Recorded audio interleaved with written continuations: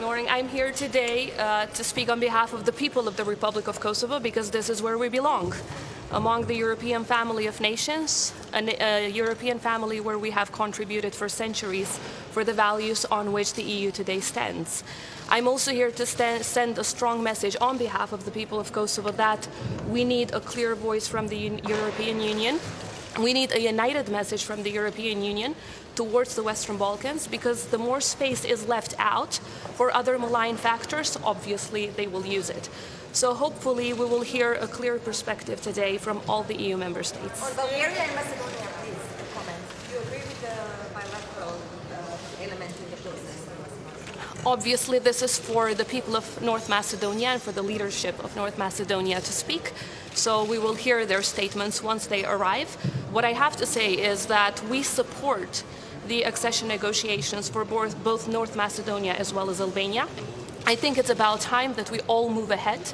The democratic countries of the Western Balkans, those that have shown to stand with EU values, need to move forward. So I really do hope that EU member states today will give that clear sign and message. Do you expect any progress on visa liberalization? We certainly do hope so. However, I don't want to raise expectations at this point in time because this process is not in our hands any longer. Kosovo has fulfilled all criteria when it comes to visa liberalization 4 years ago. We have answered to all of the concerns of the member states, and now it's about time that the member states really support this process because it's a great injustice towards the people of Kosovo. We expect you leaders to grant candidate status to Ukraine and Moldova today. Do you feel that your equal partner might be fast-track candidates? We fully support the candidate status for both Ukraine as well as Moldova because they deserve it. Just like the people of Kosovo, the people of these countries are showing that they really stand with EU values and they are ready to even give their own life in order to be able to join the European Union and to stand with those values and principles.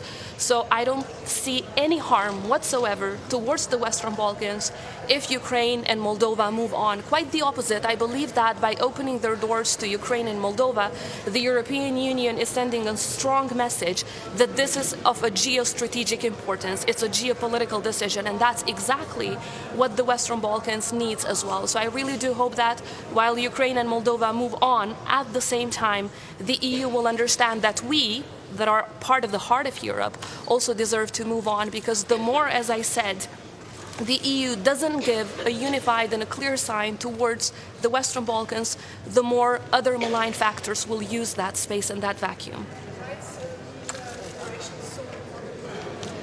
It's about the basic principle of freedom of movement. Hundreds of millions of people from Europe and from outside of Europe, all the way to Venezuela, have the right to visa-free travel. And the people of Kosovo, less than 2 million, still don't have that right. We have fulfilled all of the criteria 4 years ago. The European Commission has recommended visa lib. The European Parliament has overwhelmingly voted in favor of visa liberalization. So I think it's about time that the member states also listen to the voice of their people, which was reflected in the European Parliament decisions. There were some Western Balkan countries who considered to boycott the summit today. Do you understand their view?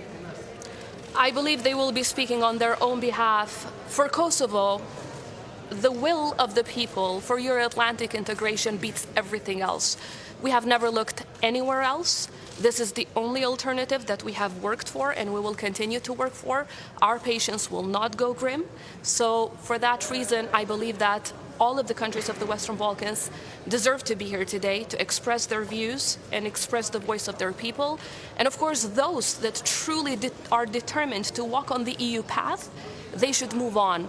Those that believe that they can walk on the Moscow path, on the Putin path, as well as on the EU path, don't deserve to be on the EU path, because you can't walk on both paths at once.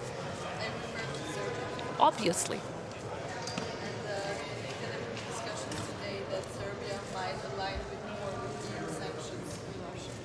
Well, so far, and this is unfortunate, Serbia has not shown any willingness to fully align with the European Union on Russian sanctions. On this way, apart from harming their own EU perspective, they are harming the rest of the region because they are allowing for more Russian influence in the entire region, which of course is very detrimental to our future as well as to long-standing peace and stability. All right. Thank you all. A pleasure.